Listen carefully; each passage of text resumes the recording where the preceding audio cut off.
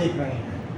Scene तो ऐसा है सर कि गडकरी साहब ही आएंगे। माहौल भी एक तरफा है, अच्छा, नितिन जी का ही माहौल है। क्या लगता है? नागपुर में नितिन गडकरी जी आने को, और ये बार नहीं, आने वाले 10 साल में और मिलेगा। 3 लाख के ऊपर से वो जीत के आएंगे। कि यहाँ का जो डेवलपमेंट है, यहाँ का जो विकास है, वो सब गडकरी साहब की वजह से।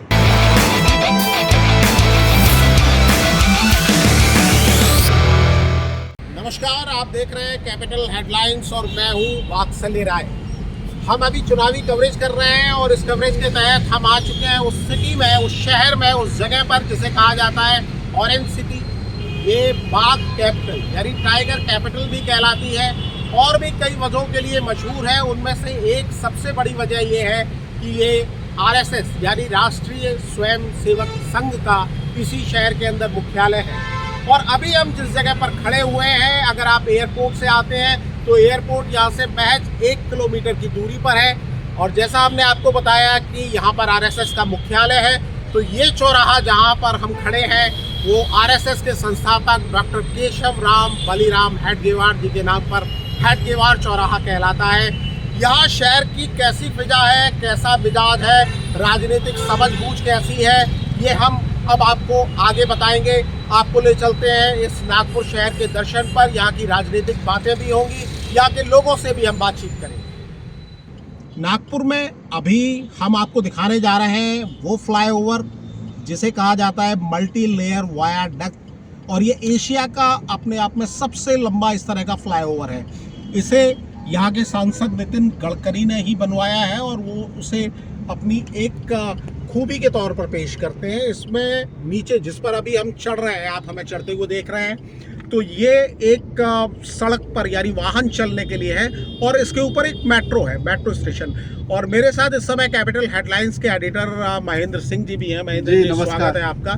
तो ये फ्लाईओवर एक शान बताया जा रहा है नागपुर की, और नागपुर में इसी तरह की कई चीज़ें जो नितिन गडकरी ने की है उसके सारे ही वो वोट मांग रहे हैं। आप भी यहाँ 2 दिन से हैं जी, क्या किस तरह का माहौल देख रहे हैं? नहीं, माहौल तो ठीक है, अच्छा है, और विकास की चीज़ें भी दिख रही है। जैसे आप जिस फ्लाईओवर पे चल रहे हैं, ऊपर मेट्रो है और नीचे ये फ्लाईओवर, और ये कहा, ये हम लोगों ने भी देखा कि इस शहर में फ्लाईओवर्स बहुत सारे बन रहे हैं। तमाम ऐसे डेवलपमेंट की चीज़ें, जैसे हेल्थ हब है, ये सफाई है, कूड़े का निस्तारण बहुत अच्छा होता है, मतलब पूरे देश के लिए यहाँ से सीखने वाली चीज़ें। शहर भी खूबसूरत दिखता है, ग्रीनरी भी है। बिल्कुल, वो इसी वजह से, क्योंकि ये साफ सुथरा शहर है, ग्रीनरी है, हरा भरा है सब जगह। एक लग रहा है कि प्लान तरीके से इसका डेवलपमेंट किया गया है। और इसमें लोगों से जो बातचीत में पता चल रहा है कि जो 10 साल का नितिन जी का कार्यकाल था, उस 10 साल के कार्यकाल में बहुत कुछ डेवलपमेंट हुआ। ज़्यादातर डेवलपमेंट इसी 10 साल के कार्यकाल में हुआ। हालांकि ये फडणवीस साहब का भी शहर है। जी हाँ, बहुत बहुत फेमस लोग हैं और संघ का मुख्यालय है, तो आरएसएस के प्रमुख मोहन भागवत भी यहाँ रहते हैं। और कांग्रेस का भी एक तरीके से गढ़ था। नितिन गडकरी के पहले लगातार कांग्रेस के उम्मीदवार मुत्ते मवार वो जीतते आ रहे थे जी। और यहाँ आज भी 6 कॉन्स्टिट्यूएंसी जो विधानसभा की हैं, उनमें से 2 पर कांग्रेस के एमएलए हैं। और ये खास बात और है कि वही जो पूर्व सांसद जो कांग्रेस है, उन्हीं के शिष्य जो अभी विकास ठाकरे हैं, वो उन्हीं के शिष्य हैं और बड़ी मजबूती के साथ चुनाव लड़ रहे हैं यहाँ पर। उनकी भी फैन फॉलोइंग बहुत ज़्यादा है, बहुत लोकप्रिय नेता हैं वो। तो ये जो यहाँ घूमने पे और पता चला कि वो ठीक ठाक तरीके से टक्कर दे रहे हैं, नितिन जी टक्कर दे रहे हैं। इसके बारे में हम आगे बात करते हैं। तो महेंद्र जी, चुनावी चर्चा के साथ साथ हम उन सारे लोगों को जो नागपुर शहर महाराष्ट्र की जो शीतकालीन राजधानी है नहीं आ पाए हैं, उनको हम शहर भी दिखा रहे हैं चुनावी चर्चा के साथ। और ये जो फ्लाईओवर है, इसके दोनों किनारे पर कई सारे होटल्स बने हुए हैं और अभी हम एक मेट्रो स्टेशन के नीचे से गुजर रहे हैं। इस मेट्रो स्टेशन का नाम है जयप्रकाश नगर, और ये बड़ा वीआईपी एरिया एक तरीके से कहलाता है, क्योंकि यहाँ पर कई सारे होटल्स हैं। और हमारी दाईं तरफ रेडिसन होटल है। जी बिल्कुल, रेडिसन होटल है, और उसके बगल में एक अपार्टमेंट है जहाँ पर नितिन गडकरी जी रहते हैं। ये सामने जो आपको अपार्टमेंट दिख रहा है, यही अपार्टमेंट है जहाँ पर नितिन गडकरी जी का घर है। और वहाँ पर ये पुराना घर इनका जो है वो दूसरी जगह पुराने नागपुर में है, लेकिन अभी यहाँ पर आए हैं और ये अच्छा अपार्टमेंट है। और ये एक दिलचस्प बात होती है, जहाँ किसी शहर में इस तरह के बड़े नेता होते हैं या कहीं अभिनेता, कलाकार, लेखक और दूसरे बुद्धिजीवी होते हैं, तो वहाँ एक ये खूबी भी होती है कि उनके घर भी एक तरीके से लोगों के दर्शनीय स्थल बन जाते हैं। ये भी कई शहरों की खासियत और जगह की पहचान उनके नाम से हो जाती है। नागपुर में इस तरह के कई सारे लोग और दूसरे भी रहते हैं। नागपुर का एक एन कनेक्शन है। जो नया नागपुर है, नागपुर की स्पेलिंग भी अगर आप अंग्रेजी में देखेंगे तो एन से शुरू होती है। और यहाँ से जो 2 बार सांसद बने हैं उनका नाम नितिन गडकरी है, यानी वो नाम भी एन से शुरू होता है। तो जहाँ भी नागपुर में हम घूम रहे हैं एक एन कनेक्शन देखने को मिल रहा है। सब लोग नितिन गडकरी की बात कर रहे हैं। उनके मुकाबले में कांग्रेस, जिसे दूसरा अपोजिशन पार्टी है, उनके प्रमुख उम्मीदवार हैं विकास ठाकरे। तो हमारे साथ अभी एक होटल में हम हैं और रेस्टोरेंट के इंचार्ज हैं। क्या नाम है आपका? पाटिल साहब, ये बताइए, चुनाव सामने है, 19 तारीख को वोटिंग होनी है, क्या सीन आप देख रहे हैं? सीन तो ऐसा है सर कि गडकरी साहब ही आएंगे। मतलब ऐसा क्यों? ऐसा क्यों? मतलब ये चाहत है नागपुर वालों की। किस वजह से चाहत? क्योंकि यहाँ का जो डेवलपमेंट है, यहाँ का जो विकास है, वो सब गडकरी साहब की वजह से। और दूसरी तरफ उनका मुकाबला भी विकास से है। हाँ, वो है। वो भी यहाँ पर मेयर रहे हैं, उन्होंने भी काफ़ी डेवलपमेंट किया है। नहीं, पर जितना गडकरी साहब के मुकाबले में है उतना नहीं। विकास ठाकरे जी। यानी आपकी पसंद नितिन गडकरी है।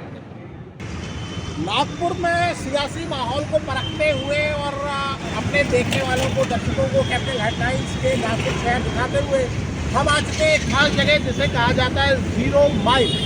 क्यों कहा जाता है 0 माइल? आइए समझते हैं महेंद्र सिंह जी से, क्या वजह है? दरअसल 0 माइल इसलिए है क्योंकि ये भारत का केंद्र है, अखंड भारत का केंद्र। मतलब पाकिस्तान और बांग्लादेश के बंटवारे से पहले ये केंद्र बिंदु था 0 माइल। यहीं से माइल्स की शुरुआत हुई। यहाँ से आप जिधर जाएंगे वहीं से अंग्रेज़ों ने ये किया था करीब 1907-8 के समय में। तो यहीं से देखा जा रहा था कि कौन कितने किलोमीटर है, तो ये केंद्र बिंदु है। केंद्र बिंदु से दूरी नापे जाने की वजह से ये केंद्र बिंदु है। यानी एक तरीके से ये कह सकते हैं जैसे दिल्ली को देश का दिल माना जाता है, ये देश के शरीर का हिस्सा जैसे भारत माता माना जाता है, तो बिल्कुल बीचों बीच का नाभिक केंद्र है यहाँ। बिल्कुल बिल्कुल, ये भारत की नाभि है, भारत का नाभिक केंद्र है। और जैसे आप जानते हैं कि नाभिक केंद्र से बहुत सी चीज़ें पता चल जाती हैं। आयुर्वेद में डॉक्टर भी जानना चाहते हैं कोई बीमारी, तो उसका पता लगाते हैं। और ये संघ का भी नाभिक केंद्र है। संघ का भी नाभिक केंद्र है। तो यहाँ से हम एक अंदाजा लगा सकते हैं कि 19 अप्रैल से जो 60 चरणों का मतदान शुरू हो रहा है, वोटिंग शुरू हो रही है 543 सीटों के लिए, कैसा माहौल बाकी जगह का भी हो सकता है और क्या महाराष्ट्र को असर होगा। और इस सरकार के नाभिक केंद्र में, यानी केंद्र में जो सबसे ज़्यादा एक तरीके से पॉपुलर मंत्री हैं नितिन गडकरी साहब, यहीं से चुनाव लड़ रहे हैं। नागपुर महाराष्ट्र की शीतकालीन राजधानी यानी विंटर कैपिटल भी है। हम इस समय जहाँ खड़े हुए हैं वो भी एक बहुत अहम जगह है। पीछे हमारी जो इमारत नज़र आ रही है, महेंद्र भाई, मैं चाहूँगा कि कैपिटल हेडलाइंस, क्योंकि ये भी कैपिटल सिटी है, कैपिटल हेडलाइंस के दर्शकों को बताएं कि पीछे जो इमारत है क्या खूबी इसकी, क्यों प्रसिद्ध है। दरअसल ये विधान भवन है। जब विंटर सेशन होता है तो यहीं पे विधानमंडल जो विधायक होते हैं, जो कार्रवाई है वो यहाँ पर होती है। विधानसभा की कार्रवाई यहाँ पर होती है। और मैं सामने देख रहा हूँ कि सामने भी एक प्रमुख चौराहा है जी, संविधान चौक है ये है संविधान चौक। दिखा था ये संविधान चौक है ना, ये यहाँ पर संविधान की उद्देशिका लिखी गई है, प्रियम्बल लिखा हुआ है। इसमें लिखा गया है, हम भारत के लोग समतावादी, धर्मनिरपेक्ष, लोकतांत्रिक गणराज्य। तो ये पूरा प्रियम्बल लिखा हुआ है, पूरा प्रियम्बल लिखा गया है। इसके अलावा इस चौराहे की एक और ऐसी खासियत है महेंद्र भाई, जो शायद आप कैपिटल हेडलाइंस के दर्शकों को बताना भी चाहें और दिखाना भी चाहें। क्या है वो खासियत, मैं आपसे जानना चाहूँगा। वो खासियत ये है, ये सामने देखिए रिजर्व बैंक का ऑफिस है। और ये रिजर्व बैंक का ऑफिस इसलिए फेमस है क्योंकि यहाँ पर देश का सबसे ज़्यादा सोना यहीं पे रखा जाता है। रिजर्व बैंक ऑफ इंडिया अपना बहुत बड़े पैमाने पे जो वॉलेट है इसका, वो इसी में है और यहीं रखा जाता है। यानी नागपुर जो है, जिस शहर में अभी आप हैं, कई चीज़ों के लिए मशहूर है। कई चीज़ें हम अपने दर्शकों को दिखाते चले आ रहे हैं। राजनीतिक तापमान को भी हम माप रहे हैं, बीच में लोगों से उसके बारे में भी बात कर रहे हैं जी। और इसके साथ साथ ये ऐतिहासिक शहर की खूबियाँ भी दिखा रहे हैं। इसके अलावा यहाँ पर बाबा साहब ने भी दीक्षा ली थी। हम लोग वहाँ भी चलेंगे, लेकिन ये नागपुर इसीलिए तमाम मतलब यहाँ हर फ्लेवर है। हर फ्लेवर है, राजनीति है, संस्कृति है, कल्चर है, विकास का भी नया पैमाना जो है इस शहर को माना जा रहा है। तो आगे जैसा महेंद्र जी ने कहा है, हम दीक्षा भूमि भी चलेंगे, उससे पहले हम धर्म की बात भी करेंगे। तो अगला पड़ाव हमारा होगा एक मंदिर। जी, नागपुर एक सांस्कृतिक नगर भी है और भारत में जितने भी पुराने शहर हैं, हर शहर का एक स्थानीय देवता होता है और नागपुर के देवता जो स्थानीय देवता हैं वो टेकरी गणेश हैं और उसी मंदिर में इस समय हम मौजूद हैं। और हमारे साथ यहाँ के सचिव आदरणीय कुलकर्णी साहब हैं। कुलकर्णी साहब, हम आपसे निवेदन करेंगे कि कैपिटल हेडलाइंस के दर्शकों को ज़रा बताइए, मंदिर की विशेषता के बारे में बताइए। गणपति की विशेषता तो सब जानते हैं, इस मंदिर की क्या विशेषता है?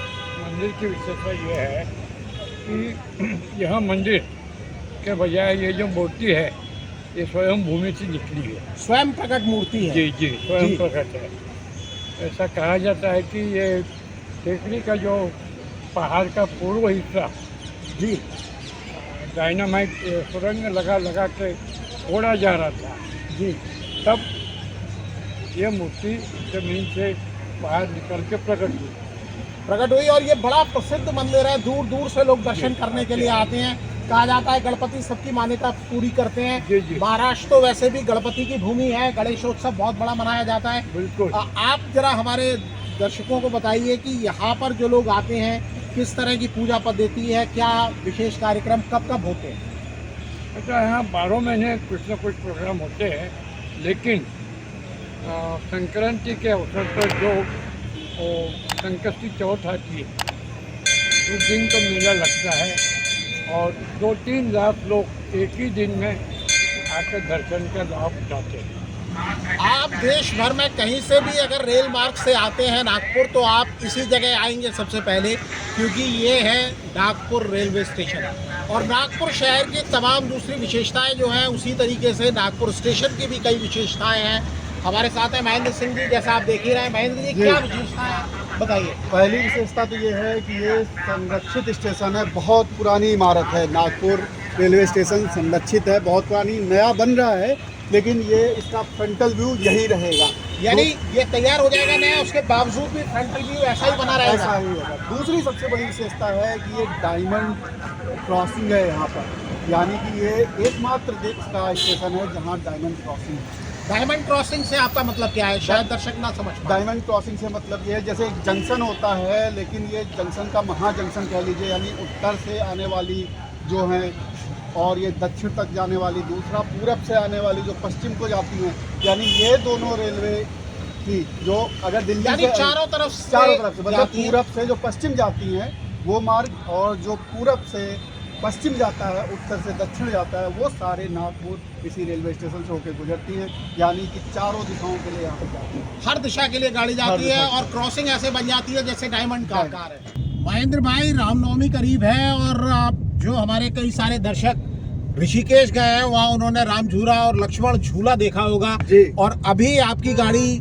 जिस झूले पे जा रही है इसका नाम भी राम झूला है। क्या इसकी खासियत है ये भी आप बताइए? इसकी खासियत ये है कि ये देखिए आप तारों पर है, दोनों तरफ पिलर हैं, जैसे वहाँ पर गंगा नदी पे बना हुआ पुल है, दोनों तरफ पिलर है, उसी तरीके से ये बनाया गया है। दोनों तरफ पिलर है, सिर्फ 2 पिलर हैं और उसी पे तारों पर ये पूरा पुल बनाया गया है, यानी केबल पे टिका हुआ है। केबल पे टिका हुआ है।